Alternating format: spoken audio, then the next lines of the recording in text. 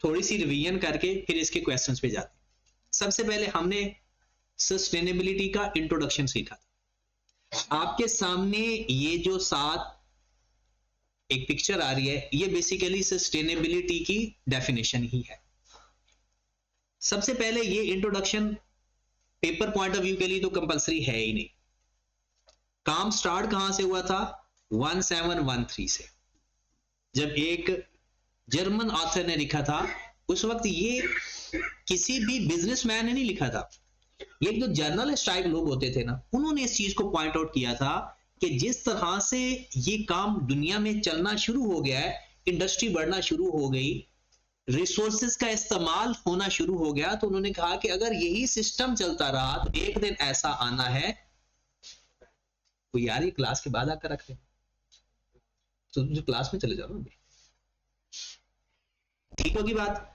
तो उसके बाद कहते हैं कि जैसे सबसे पहले माइनिंग और टिम्बर इंडस्ट्री से जो मामला स्टार्ट हुआ, लोगों की सेहत पे मसला आ रहा था, उसके बाद एनवायरनमेंट में मसला आ रहा था, जिसकी वजह से उन्होंने कहा कि जनाब अगर ये ऐसा चलता रहा, लोगों ने इस चीज को कंसीडर ना किया, तो एक ना एक दिन काम खराब होना है फ्यूचर जनरेशन के लिए। फिर उसके बाद प्राइम मिनिस्टर ऑफ नॉर्वे ने इस पॉइंट को दोबारा हाईलाइट किया, और कब हाईलाइट किया? 1987। अब उसने कहा कि जब ये बात होना शुरू हो गई, लोगों के भी कंसिडरेशन में आना शुरू होगी, लेकिन असल स्टार्ट कब से होना शुरू हुई? आपकी जनरेशन। पाकिस्तान के अंदर फर्स्ट टाइम ये 1 जुलाई 2025 से इंप्लीमेंट हुआ है। ये काम चल रहा था ये काफी दिनों से, लेकिन प्रॉपर लॉ एंड रेगुलेशन इसकी जो इंप्लीमेंट हुई है, जिसको हमने कंसीडर करना है, वो 1725 से पाकिस्तान में इंप्लीमेंटेड है। ऑल ओवर द इंडस्ट्री के ऊपर स्टिल इंप्लीमेंट नहीं है। हाईली इंटरेस्ट जो पब्लिक इंटरेस्टेड कंपनीज है उनके लिए ये इंप्लीमेंटेड। तो फिर जाहिर सी बात है, जब ये काम स्टार्ट हुआ तो उन्होंने कहा कि अच्छा बताओ सस्टेनेबिलिटी डेवलपमेंट है क्या? तो कहते हैं सस्टेनेबिलिटी को डेवलप करना क्या है? सस्टेनेबिलिटी तो होता है ना कि आपने अपनी चीजों को रिटेन रखना है, फॉर लाइफ टाइम के लिए चीजें हमारे पास कायम रहनी चाहिए। वो कहता है कि फिर ये सस्टेनेबिलिटी डेवलपमेंट है क्या? उन्होंने कहा कि आपने अगर अपनी नीड पूरी करनी है तो किसी और का नुकसान नहीं होना चाहिए। किसका नुकसान? Future generation. तो उसमें उसने जो डेफिनेशन आपको लिखवाई थी, sustainability development is the development that meets the need of present without compromise the future generation need. कहता है कि जो आप अपनी प्रेजेंट नीड फुलफिल कर रहे हो, उसमें आपने फ्यूचर जनरेशन की नीड को कंप्रोमाइज नहीं करना। बस यही डेफिनेशन है, बाकी तो सिर्फ उसकी एक्सप्लेनेशन है। अब इस डेफिनेशन के अंदर 4 तरह के क्रिटिसाइज किए गए। कहता है सस्टेनेबिलिटी डेवलपमेंट में आपने एक बात की है नीड्स की, और कौन सी नीड्स की? Present need. कहता है ये प्रॉपर डिफाइन ही नहीं है कौन सी नीड आज की है एक्चुअल में जो कंप्रोमाइज होने जा रही है। फिर कौन सी फ्यूचर जनरेशन की जो नीड है, उसके बारे में भी कोई आइडिया नहीं है कि फ्यूचर की नीड है क्या असल में। हमें कैसे पता चलेगा कि ऐसी कौन सी चीज है कि जो हम आज ज्यादा इस्तेमाल कर रहे हैं और कल को वो फ्यूचर नीड बनेगी और उनके पास अवेलेबल नहीं होगी? कहता है ये भी प्रॉपर डिफाइन नहीं है इस डेफिनेशन के अंदर। और तीसरी चीज क्या डिफाइन नहीं है? Future time. कहता है फ्यूचर टाइम भी डिफाइन नहीं है, और इसी के ऊपर ये क्रिटिसाइज सारे कर रहे हैं। सबसे पहले वो कहता है डिफाइनिंग प्रेजेंट नीड। कहते हैं what constitute the needs of the present various greatly among individual and communities making the universal definition is difficult. हमारी नीड कोई और है, जो लोग यूएसए में रहते हैं उनकी नीड कोई और है, प्रेजेंट है लगे। जो लोग डिफरेंट कम्युनिटीज में रहते हैं, इवन कि एक ही मुल्क में रहकर डिफरेंट जगहों पे रहते हैं, उनकी नीड कोई और है। तो हम फिर किस नीड की बात कर रहे हैं? Predicting future needs. कहते हैं it is challenging to foresee the lifestyle, technology and values of the future generation। दो बातें होगी। तीसरा क्रिटिसिज्म कौन सा है? Time frame. कहते कितने टाइम फ्रेम की बात कर रहे हो, 50 साल के बाद की बात कर रहे हो, 100 साल की बात कर रहे हो, क्योंकि हमने अपनी लाइफ के अंदर भी तो नीड पूरी करनी है। और चौथा क्रिटिसिज्म क्या है, determining who define these needs and whether sustainable should be measured. कहता है आपने जो नीड को डिफाइन किया है वो रीजनली डिफाइन किया है, ग्लोबली डिफाइन किया है। कहता है ये भी बड़ा कॉम्प्लेक्स काम। तो 4 कॉम्प्लेक्सिटीज होगी। पहली डेफिनेशन, 4 क्रिटिसिज्म। डेफिनेशन आप अपने अल्फाज में भी लिख सकते हो। डेफिनेशन में है क्या, डेफिनेट डेवलपमेंट में क्या है कि सस्टेनेबिलिटी डेवलपमेंट वो चीज है मीट द करंट नीड या present need without compromising the need of the future generation. फिर 4 बातें इसके अंदर क्रिटिसिज्म पर आ गई कि कहता है कि आपने प्रेजेंट नीड को कैसे डिफाइन करोगे, फ्यूचर नीड को कैसे प्रिडिक्ट करोगे, टाइम फ्रेम कितना लोगे, और आपने जो नीड डिफाइन की है, सिर्फ नीड, वो ग्लोबली की है, रीजनली की है, वो कैसे डिफाइन। ठीक होगी बात। फिर उसके बाद हमने सीखा कि 2 तरह की डेवलपमेंट होती है, एक कॉम्प्लेक्स एक स्ट्रॉन्ग और एक वीक। स्ट्रॉन्ग डेवलपमेंट मतलब आप अपने एनवायरमेंट को डेवलप कर रहे हो।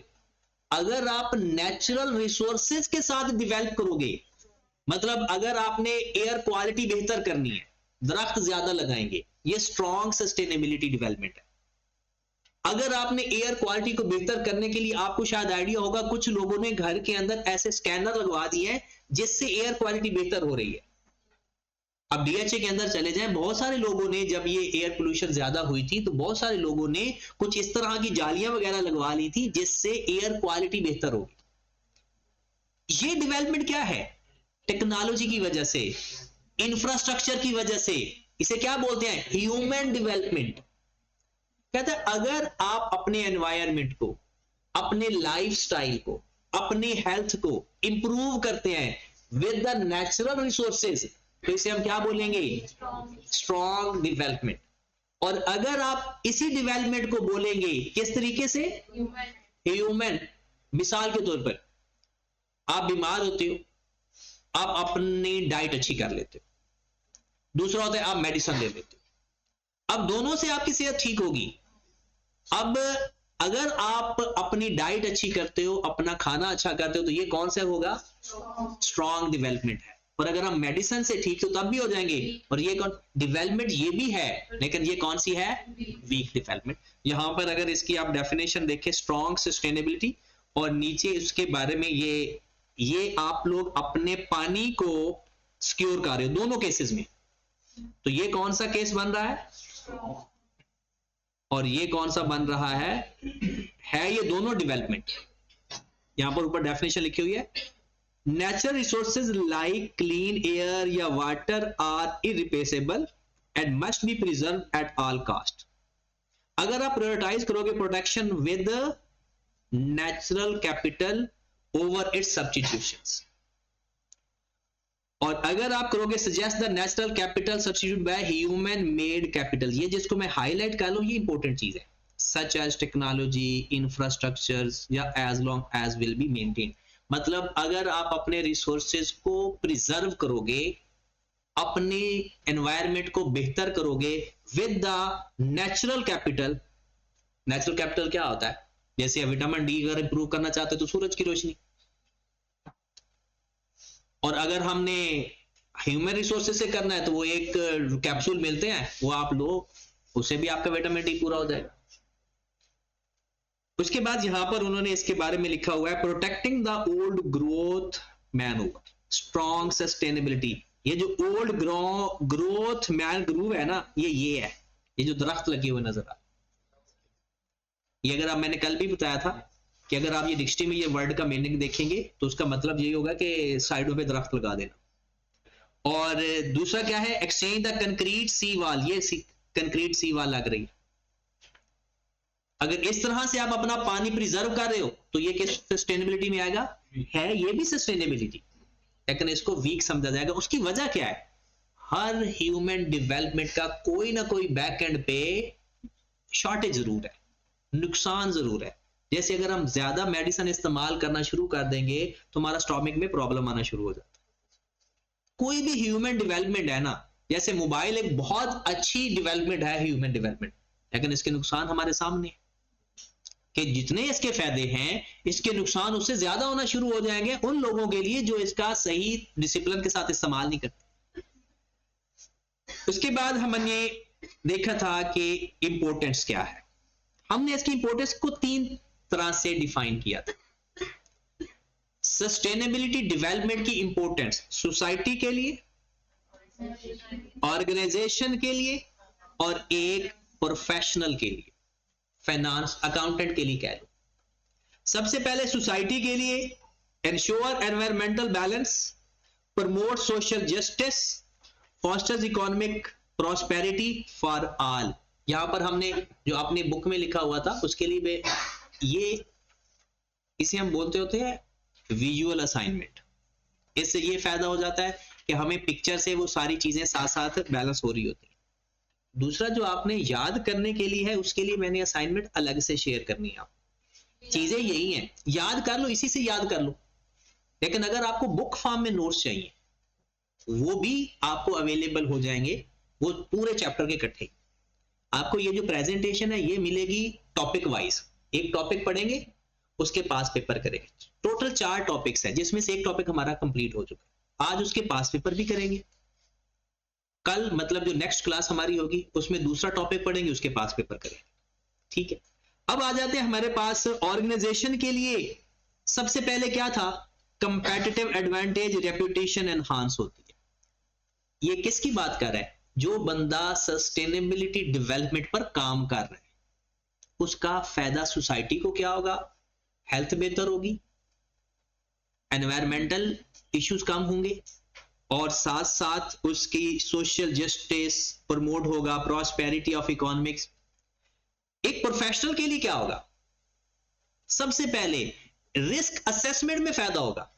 आपको पता है जब आप लोग ऑडिट पढ़ते हो ना, जो ऑडिट पढ़ रहे हैं या जो पढ़ चुके हैं उन्हें पता नहीं ऑडिट में क्या था लेकिन पढ़ चुके हैं, सबसे पहला काम ही ये होता है रिस्क असेसमेंट।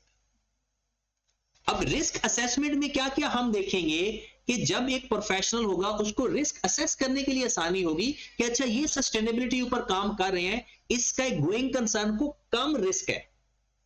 और जो बंदा सस्टेनेबिलिटी को कंप्रोमाइज कर रहा है इसका मतलब है उसकी रिपोर्ट देना बड़ा मुश्किल हो जाएगा। कल को किसी भी वक्त इस वजह से आपका बिजनेस बंद हो सकता है, तो वो जिसने ऑडिट किया होगा वो तो आकर पकड़ेंगे। अब आपको पहले तो हम निकल जाते थे ना, हमने फाइनेंस को ऑडिट करना है, अच्छा ये तरीका वही होगा। ये सारा पढ़ाने के बाद मैंने सुनना भी है, इसलिए मेंटली तौर पर एक्टिव रहना है। कम से कम आपको की पॉइंट हर बात के पता होने चाहिए। तो फाइनेंस वाला भाई साहब क्या कहता है, सबसे पहला काम है उसका risk assessment, like climate change, water scarcity to better assess risk and return. पहला प्रोफेशनल जो बंदा होगा वो सबसे इंपॉर्टेंट क्वेश्चन भी यही है, क्योंकि वो हमारे से सवाल पूछेगा ना। तो हमारे लिए क्या इंपॉर्टेंस है सस्टेनेबिलिटी की, तो सबसे पहले रिस्क असेसमेंट में फायदा होगा। और कौन सा रिस्क असेस, 2, एक क्लाइमेट चेंज और बाकी क्वेश्चन के अंदर देखेंगे कि क्वेश्चन के अंदर अगर उसने कोई बात की है तो वो देख लेंगे। तीसरा है रिपोर्टिंग। रिपोर्टिंग का मतलब क्या है ना कि हमने अपनी रिपोर्ट के अंदर सस्टेनेबिलिटी का अब ऐड करना है। हमने ये तो चैप्टर पढ़ भी लिया हुआ है रिपोर्टिंग 2 के अंदर। हमने अपनी रिपोर्ट के अंदर पता है उसको कहां लिखना है, अभी तक लोकेशन डिसाइड नहीं हुई, तो कहते हैं मैनेजमेंट रिपोर्ट के अंदर ऐड करके लिख दो। तो अपनी रिपोर्ट के अंदर लिखेंगे कि इन लोगों ने सस्टेनेबिलिटी के ऊपर क्या काम किया हुआ है। तो हमारे लिए ये फायदा होगा कि अगर हम सस्टेनेबिलिटी की अंडरस्टैंडिंग लेंगे तो एंटिटी की रिपोर्ट देते वक्त हमारे लिए आसानी होगी। Ensuring accurate reporting of climate risk and sustainability related cost contributing of framework like SASB and ESG. SASB Sustainability Accounting Standard Board, ESG Environment, Social and Governance. फिर कैपिटल एलोकेशन। कैपिटल एलोकेशन का मतलब अलग क्या होता है, आपने अपना जो फाइनेंस है वो कितना यूटिलाइज कर रहे हो, किसके लिए। अगर हम सस्टेनेबिलिटी के ऊपर, मिसाल के तौर पर आपकी फैक्ट्री है और आप अपने कार्बन एमिशन के ऊपर काम कर रहे हो, तो उसके ऊपर कोई ना कोई तो फाइनेंस लगेगा ना। अगर आपकी रिपोर्ट के अंदर कैपिटल एलोकेशन है ही नहीं सस्टेनेबिलिटी के ऊपर, तो इसका मतलब है प्रोफेशनल अकाउंटेंट जो होगा वो कॉन्शियस हो जाएगा कि ये लोग सस्टेनेबिलिटी के ऊपर काम नहीं कर रहे। वो कहता है directing capital towards low carbon projects, green bonds and sustainability linked loans या lower weighted average cost of, ये तो सीधा सीधा कॉस्ट ऑफ फाइनेंस की बात कर रहा है। कहता है डायरेक्टिंग कैपिटल टुवर्ड्स, किसके ऊपर कैपिटल आपने इन्वेस्ट करना है? लो कार्बन प्रोजेक्ट के ऊपर। लो कार्बन प्रोजेक्ट मतलब क्या है कि जहां पर धुआं कम हो। दूसरा किस पे? Green bonds. तीसरा सस्टेनेबिलिटी लिंक्ड लोन्स, और जिसके ऊपर आपको weighted average cost of capital भी कम पड़ रहा हो। इससे हमारा जो कैपिटल एलोकेशन है, मेन वो कहता है अकाउंटेंट को, अगर हम सीएफओ हैं, अब सीएफओ ने सस्टेनेबिलिटी के, क्योंकि उसके ऊपर ऑडिटर का लफ्ज नहीं इस्तेमाल किया हुआ, प्रोफेशनल के लिए हम सीएफओ भी हो सकते हैं, कंपनी के अंदर भी बैठे हो सकते हैं और ऑडिटर भी बन सकते हैं। अब सीएफओ का काम क्या होता है? Capital allocation. कहते हैं आप वहां पर कैपिटल लगाएं जहां पर लो कार्बन प्रोजेक्ट के ऊपर, ग्रीन बॉन्ड्स के ऊपर, और वो लोन लिया करें जिसके ऊपर weighted average cost of capital कम से कम आ। और last one is assurance engagement. Assurance engagement में ऑडिट की बात हो रही है, उसमें क्या आता है? Planning, performing, reporting on sustainability. किसको इंश्योर करने के लिए? Credibility of the claim. Credibility of the claim. आपने ना ग्रीन वॉशिंग का लफ्ज पढ़ा होगा, आपने तो पढ़ा ही नहीं। अच्छा, जिसने पढ़ा है ग्रीन वॉशिंग पता क्या होता है? एक विंडो ड्रेसिंग का लफ्ज हमने रेशियो एनालिसिस में पढ़ा था। क्या पढ़ा था? विंडो ड्रेसिंग, गलत रेशियो शो करना। ग्रीन वॉशिंग भी यही होता है, क्लेम करना कि हम सस्टेनेबिलिटी के ऊपर काम का कमाल का काम कर रहे हैं, लेकिन एक्चुअल में ना कर। हम सब पे इस प्रोडक्शन पे काम कर रहे हैं, लेकिन उसे बोलते हैं ग्रीन वॉशिंग। तो इसके अंदर है, हम पढ़ेंगे। एश्योरेंस एंगेजमेंट में कहता है प्लानिंग, परफॉर्मिंग और reporting of sustainability assurance engagement के ऊपर, और जो क्लेम्स हैं उसके ऊपर जो हम रिपोर्ट देंगे उस पर हमें एश्योरेंस होगी। या जिस एंगेजमेंट के ऊपर हम एश्योरेंस दे रहे हैं उसकी प्लानिंग करने में, उसकी रिपोर्ट देने में, उसको रिकॉर्ड करने में हमारे लिए हेल्प हो जाएगी, कोई भी प्रोफेशनल बनो। अब प्रोफेशनल के लिए 4 इसने बताया।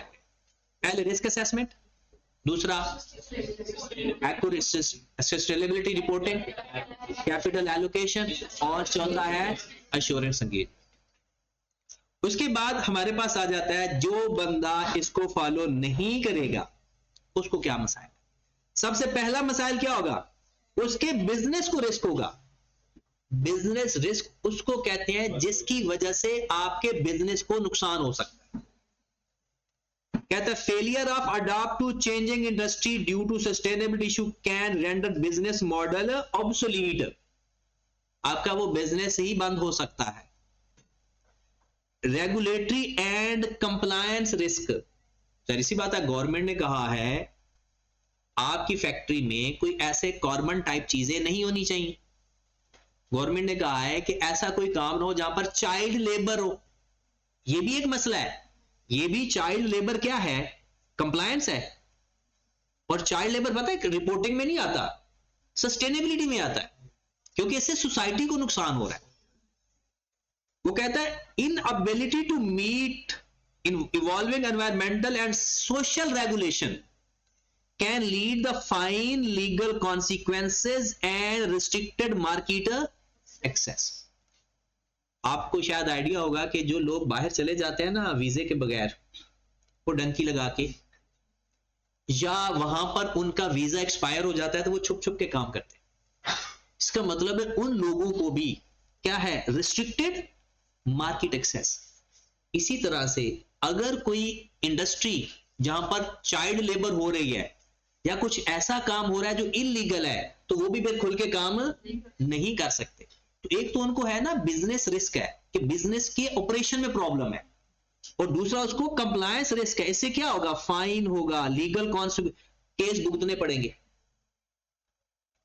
रेपुटेशनल रिस्क, जाहिर सी बात है अगर एक इंडस्ट्री है, वहां पर कुछ इस तरह का मटेरियल इस्तेमाल हो रहा है जो अनहेल्दी है, चाइल्ड लेबर हो रही है, तो लोग क्या करेंगे, बच्चों से काम करवा के कम लेबर पे काम करवा रहे हैं, या कोई ऐसा सोशल प्रॉब्लम आ रहा है जिससे हमारे एनवायरनमेंट में लोग बीमार हो रहे हैं, ये इस तरह के कोई कॉन्सिक्वेंसेज है, या पानी खराब हो रहा है जिससे जानवरों को इश्यूज आ रहे हैं।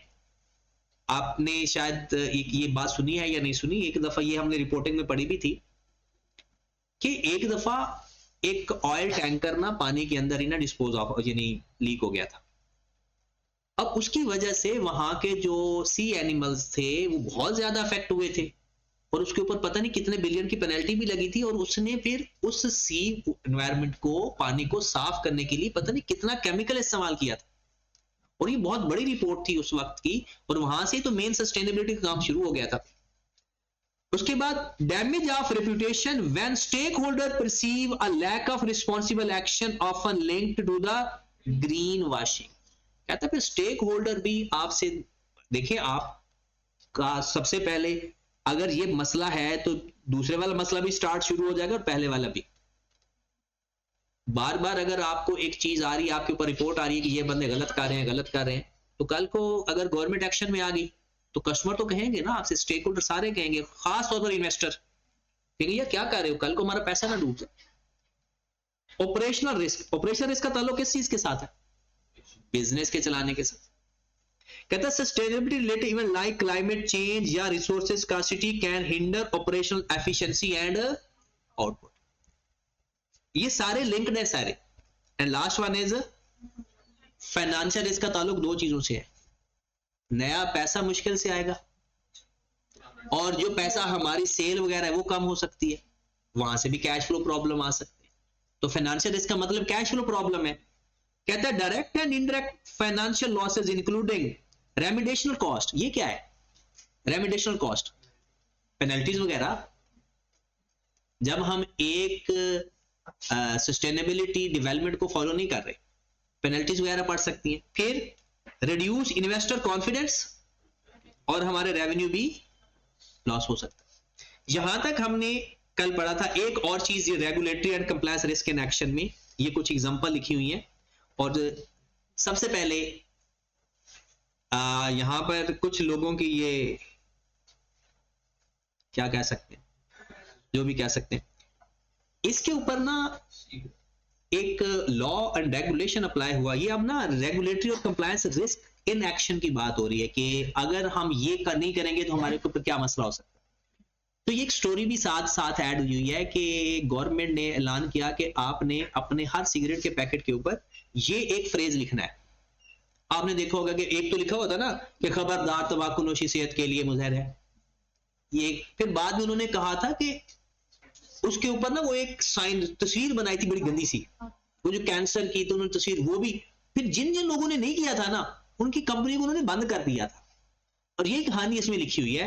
कहता है the evolving landscape of environmental and social regulation significant challenge for companies, non compliance can lead to the severe penalties and mark. ये हम पहले पढ़ चुके हैं, अब इसकी एग्जांपल लिखी हुई है। In 22, Pakistan introduced legislation mandating the health warning cover 60% of the front and back of all cigarette packing। ये 2022 में लॉ पास हुआ था कि पैकेट का 60% हिस्से के ऊपर ना आपने हेल्थ केयर साइन लिखना है। वो आपने देखा होगा फ्रंट के ऊपर ना पूरे वो पैकेट के ऊपर ना वो एक तस्वीर बनी होती थी वो कैंसर अफेक्टेड की।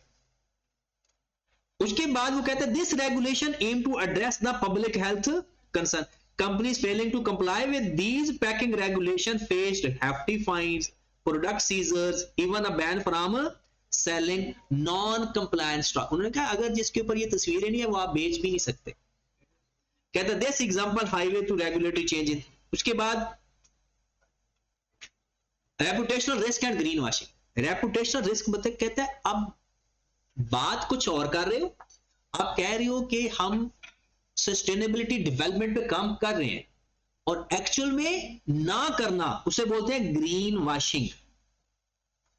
और इसी ग्रीन वॉशिंग की वजह से क्या मसला आ सकता है, जाहिर सी बात है झूठ बोल रहे हो, और जब झूठ पकड़ा जाएगा तो उसमें क्या मसला आ रहा है, रेपुटेशन। अब इसमें reputation risk when stakeholder perceive companies are not acting responsible towards sustainability. This often exaggerated greenwashing where ये definition लिखी है, companies exaggerate their environmental efforts without genuine commitment. फिर आगे उसने ये मैं नहीं पढ़ता, चलो पढ़ देते हैं. For instance, a fashion brand claiming to use sustainable material but outsourcing from factories with poor labor and environmental standard risk losing consumer trust and तो ये जो लोग कॉस्मेटिक्स वगैरह इस्तेमाल करते हैं फैशन इंडस्ट्री के अंदर, हमको पता है ये सबसे ज्यादा खतरनाक होता है केमिकल्स. अब जहरी सी बात है, एक कुदरत को चेंज करना मसला तो आएगा. अब उसके लिए फिर हो सकता है कि वो ऐसे खतरनाक केमिकल इस्तेमाल करते हो जो स्किन को डैमेज करते हो, या कोई बीमारियों का सबब बनते हो, या कोई ऐसी सस्ती लेबर, वो तो कुछ बहुत कुछ अजीब अजीब बातें करते हैं. मैं किसी का दिल नहीं खराब करना चाहता, लेकिन वो कहते हैं कि अच्छा किस किस प्रोडक्ट से ये बनती है, उनके लिए भी फिर मसाइल आ गए. तो कहते हैं उससे भी लोग कहते हैं नहीं नहीं सब कुछ ठीक है, ग्रीन वॉशिंग. लेकिन एक्चुअल में अगर एक्चुअल में गलत है और क्लेम कुछ और कर रहे हैं, इसे ग्रीन वॉशिंग कहते हैं. और इससे हमारा कौन सा कॉन्सेप्ट खराब हो जाएगा? Operational risk. Financial losses, financial losses को तो बात आपको पता चल गई. फाइनेंशियल लॉसेस में क्या क्या आता है?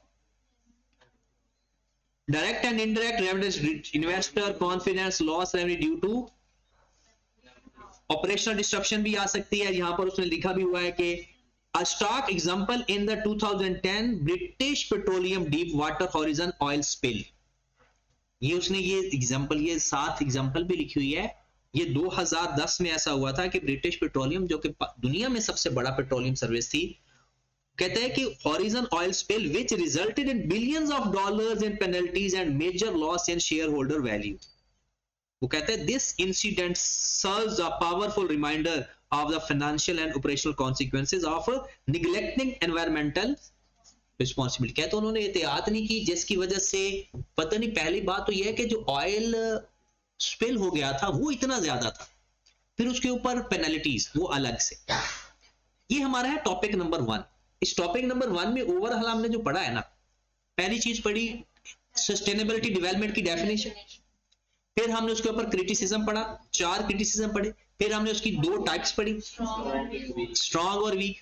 फिर हमने इसकी इंपॉर्टेंस पढ़ी सोसाइटी के लिए, ऑर्गेनाइजेशन के लिए, और फिर हमने पढ़ा कि अच्छा ठीक है अगर जो इसको नॉन सस्टेनेबिलिटी के ऊपर काम करेगा उसके लिए क्या नुकसान हैं, उनके business risk, operational risk, financial risk और रेपुटेशनल रिस्क. फिर उस रिस्क की उसने एग्जांपल्स वगैरह के साथ भी, हमें एग्जांपल का हमें फायदा क्या होगा कि पेपर में एग्जांपल कोई आएगी. ठीक है, और ये सारी चीजें हम ना अहमद से सुनते हैं अभी, फिर उसके बाद आगे चलते हैं. जी अहमद, ये पेपर में सवाल जो आए हुए हैं उसको डिस्कस करने लगे हैं, तो उसका हमने जवाब डिजाइन करना है कि इसमें जो हमने पढ़ा है कौन सा जवाब लिखेंगे. आपका 80% जवाब बुक से होना चाहिए. Define the term sustainability development, ये तो बड़ा आसान हो गया. Sustainability development concern about the need of the current needs without compromising the need of the future generation. Here, also give one example of an industry. किसी एक industry की example they in which sustainability development is of particular importance with the reason thereof. कहते हैं कोई भी industry की example दे दे. Simple example दे देते हैं, ये जो पावर डेवलपमेंट की एग्जांपल दे देते हैं. पहले लोग जो गाड़ियां बनाते थे वो किस तरह से बना रहे थे? फ्यूल से, जिससे हमारे कार्बन फुटप्रिंट इंक्रीज हो रहा था. अब लोग किस पे शिफ्ट हो रहे हैं? ई व्हीकल्स पे. उससे क्या होगा? Reduce the carbon footprint, fossil fuel और एनवायरमेंटल इश्यूज रिड्यूस हो जाएंगे इस वजह से. तो एग्जांपल हमने देनी है कि आप इंडस्ट्री की भी एग्जांपल दे सकते हैं. तो ये जवाब डिजाइन करना मेरे ख्याल में कोई मसला, ये पेपर में मैक्सिमम 3 से 4 नंबर का सवाल आ सकता है. इसका जवाब भी हम देखते हैं साथ साथ. ये उसने सस्टेनेबिलिटी डेवलपमेंट की डेफिनेशन लिख दी, यहां पर इसने थोड़ा सा ऐड किया है in economic growth, environmental protection and social equity. आपने अगर ये ऐड करना है तो अच्छी बात है, नहीं करना तो डेफिनेशन आपके ऊपर ही पूरी हो जाएगी. फिर उसने एक टेक्सटाइल इंडस्ट्री की एग्जांपल दे दी. अब जरूरी नहीं आपने एग्जांपल देनी है, आप ई व्हीकल की दे सकते हो, आप सोलर एनर्जी की एग्जांपल दे सकते हो, जिससे आपने ये कहना है कि इस डेवलपमेंट से हमारा जो ओवरऑल एनवायरनमेंट है वो बेहतर। अब इसमें देख लें, the textile industry has significant impact due to high water consumption, chemical usage and waste generation.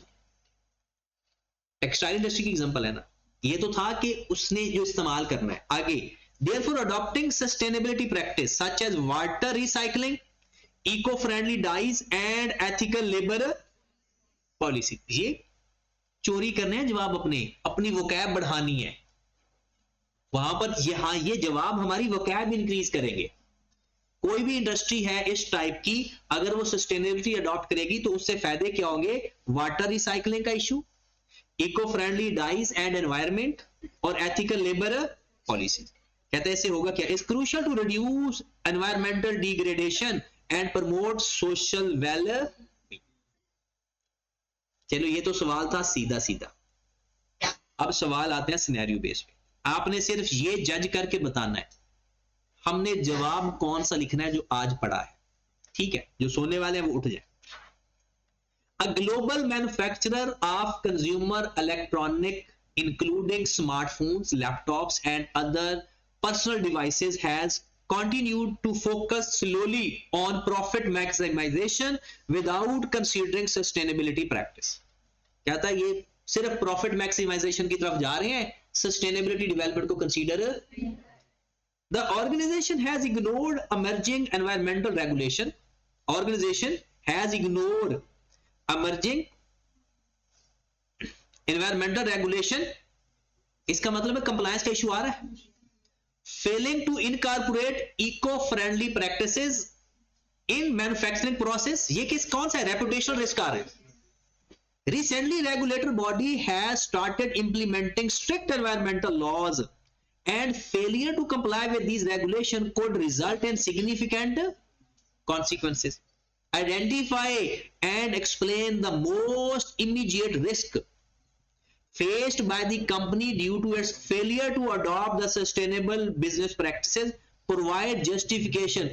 Risk identify करके थोड़ा explain करो justification.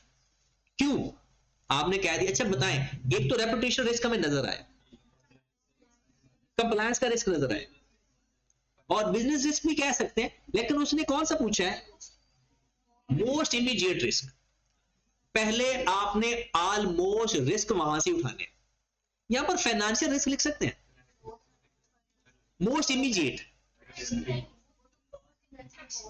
मेरे ख्याल में फाइनेंशियल रिस्क हमें नहीं लिखना चाहिए यहां, वो है सही रिस्क है लेकिन बाद में। मोस्ट इमीडिएट रिस्क जवाब आईकैप को पकड़ना है ना हमने, तो आईकैप को पकड़ना है तो फिर सवाल पर फोकस करना है। सवाल का जवाब आपके क्वेश्चन के अंदर मिलेगा। लिखने रिस्क है, एक तो कंप्लायंस वाला रिस्क लिख रहे होते, एक ऑपरेशनल रिस्क लिख देंगे क्योंकि रेपुटेशनल रिस्क, और साथ ऑपरेशनल और रेपुटेशनल को दो अलग अलग रिस्क बना लेते ताकि हमारी वेटेज बढ़ जाए थोड़ी, बस ठीक है। अब इस सवाल को आपने पेपर में तो खुद डिजाइन करना है, यहां से हम अपनी वोकैब बनाते जाते हैं। अब इसने जरूरी नहीं कि एग्जैक्ट यही जवाब दो जो आई कैब ने दिया, नहीं, आप अपने तरीके से लिख सकते। अब इसमें जवाब में आप देखें, अच्छा जो आपको ये जो असाइनमेंट मैंने आपको शेयर किया है ना, ये सिर्फ आपको कॉन्फिडेंस बढ़ाने के लिए। जो किताब की शक्ल में अगर आपको चाहिए, आई कैब की किताब तो आपसे नहीं पढ़ी जाएगी अच्छी तरह से, मैं आपको नोट्स भी साथ साथ शेयर करता जाता हूं। आज ही मैं शेयर कर दूंगा इसके नोट्स भी जो मैंने डिजाइन कर दी है, तो वहां से याद करने में आसानी होगी। आप प्रिंट एंड पे ले लेना एक ही दफा पूरे चैप्टर का, अभी साथ साथ लैपटॉप पे पढ़ते रहना। अब जवाब देखें, सबसे पहले आपने लिखना है बुलेट्स फॉर्म में जवाब, आपने पैराग्राफ फॉर्म में नहीं लिखना वरना हमारी अंग्रेजी खत्म हो जाती है। बुलेट्स में एक फ्रेज होगा, अंग्रेजी भी खत्म, पॉइंट भी खत्म। फिर दूसरा फ्रेज रेगुलेटरी रिस्क, ये एक आंसर है हमारा number 1। When an organization fail to comply with existing या upcoming laws and regulation, particularly in relation to sustainability and environmental protection, this non-compliance can result in legal penalties, sanction, operational restriction या bans in certain market। ये हमारी एक बात होगी। आप ये एक सेंटेंस में भी लिख सकते हैं, जरूरी नहीं कि 2.5 लाइनें लिखी। इतनी एक तो मेरे ख्याल में फ्रेजिंग आती ही होगी आपको। दूसरा, organisation operate globally and countries with environmental regulation are coming increasing strict, कोई रिस्क नहीं नजर आ रहा। The company has not taken proactive measures to align the sustainable practice such as reducing emission, responsible waste disposal. This expose the company legal action, fines, अभी वही बात चल रही है, लॉस ऑफ लाइसेंस इन, ये दूसरा रिस्क नजर आया। ऑपरेशनल रिस्क, पहले हम रेगुलेटरी रिस्क लिख देंगे, उसमें भी फाइन वगैरह लिख देंगे। ऑपरेशनल रिस्क लिख देंगे कि इसमें भी वो ऑपरेशन, यानी हो सकता है वो हमारे वो लाइन ऑफ बिजनेस ही बंद कर दे। तीसरी कौन सी चीज रहेगी, हमने 3 सोचे थे, रेपुटेशन। लैक ऑफ कंप्लायंस में strict and entry into environmentally conscious market and damage the company's ability to completely compete globally. Therefore, regulatory and compliance risk is serious threat to the entity and require immediate attention. बाकी तो उसने कहा है कि उसकी remedies बताई है, main उसने 2 बातें बताई हैं। आप इसके अंदर तीसरी बात ऐड करके ना इसको अपने अंदाज में क्लोज कर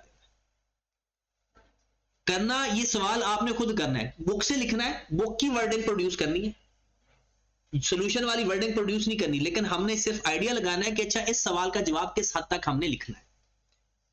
उसके बाद क्वेश्चन नंबर 3 पे, ये बड़ा आसान सवाल है लेकिन, अल्फा लिमिटेड अ फुटबॉल मैन्युफैक्चरिंग कंपनी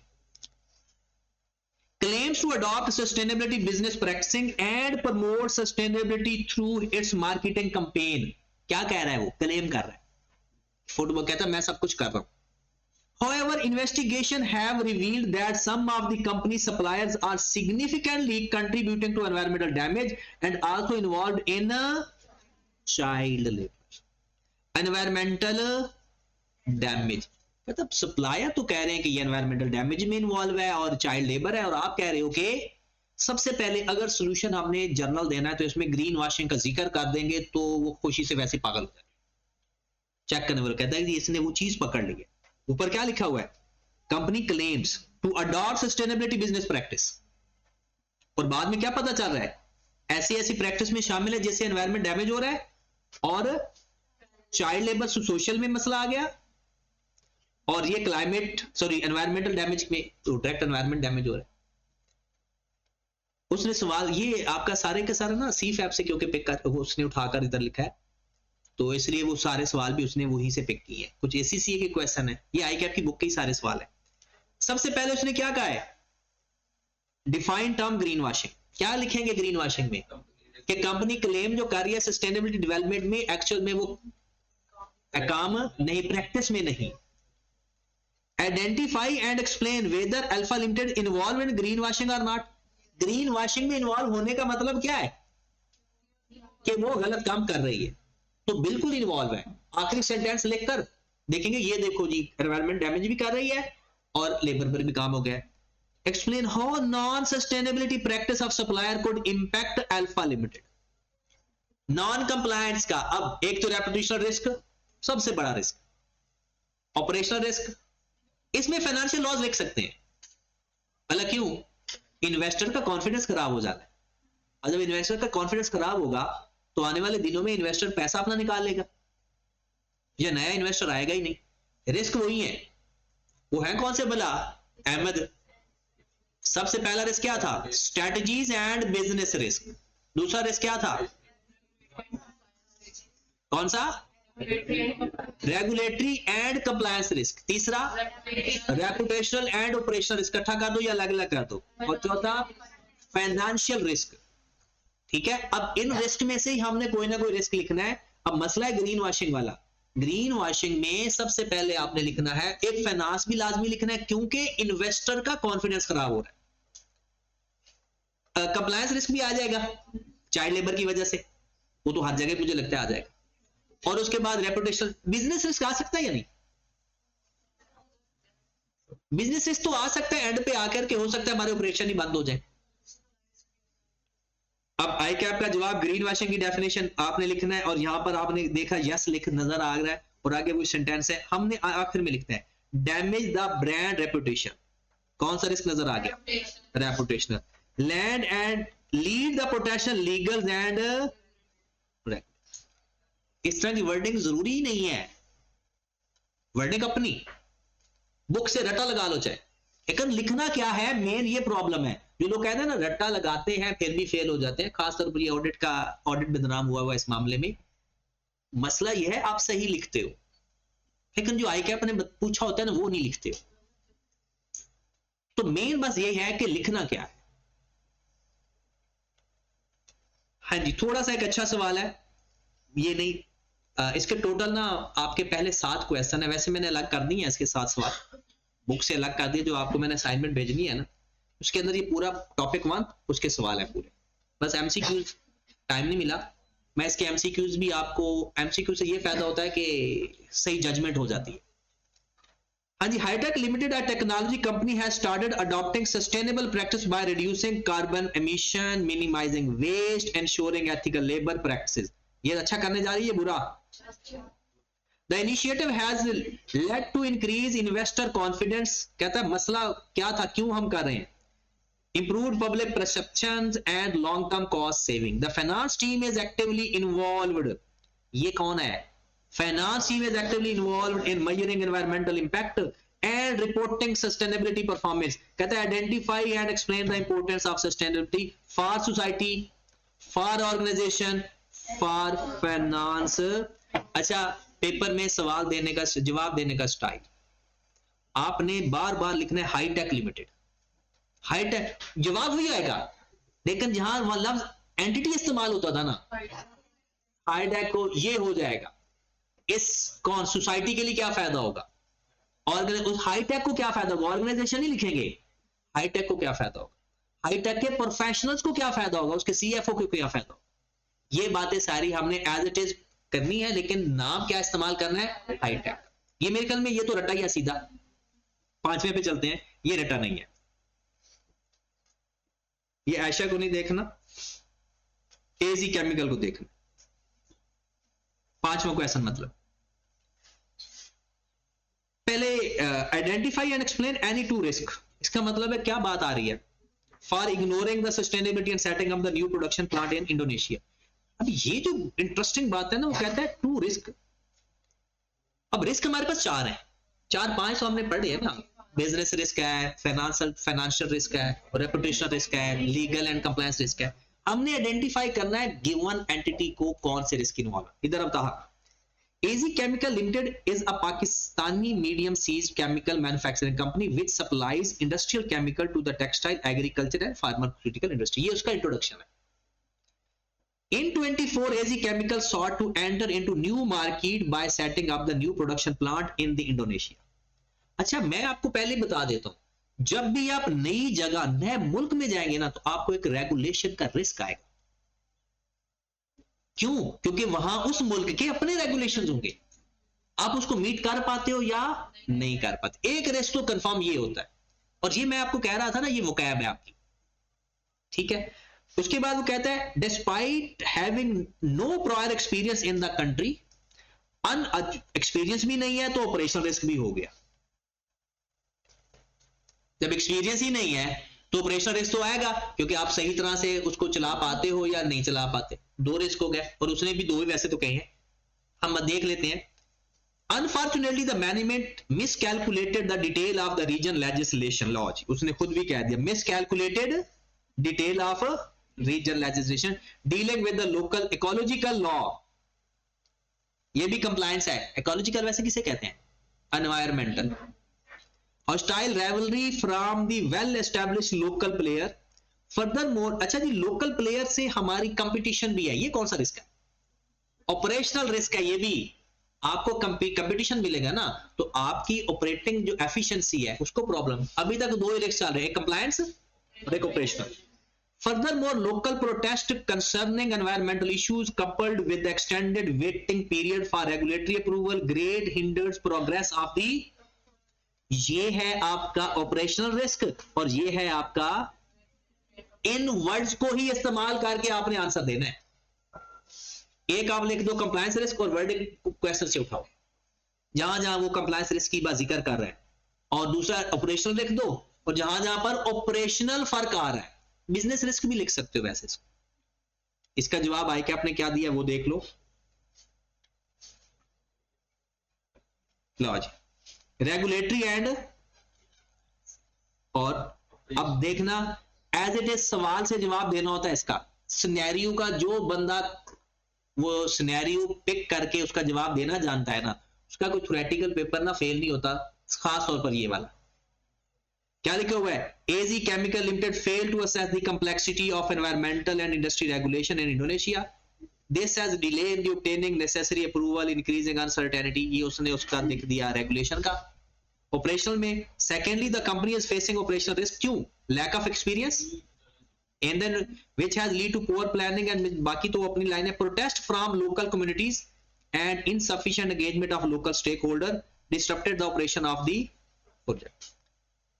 अच्छा बताओ आयशा को कर लोगे, आयशा वाला सवाल, ये अब आप ना कौन हो, आयशा कौन है, अब ये आपने प्रोफेशनल अकाउंट वो प्रोफेशनल वाला काम लिखना है सारा, और आयशा के बाद अली भी है। आपके टोटल 7 क्वेश्चन हैं जो हमने पढ़ा है यहां तक। अब आपने ये 7 क्वेश्चन तैयार करके आने हैं, मैंने थोड़ा सा इसका एक आपका ओरल टेस्ट ले लेना है, और जो मैंने आपको नोट्स भेजूंगा आपने तैयार वहां से करना है, यहां से सिर्फ आइडिया लेना है, असाइनमेंट से आइडिया लेना है, जो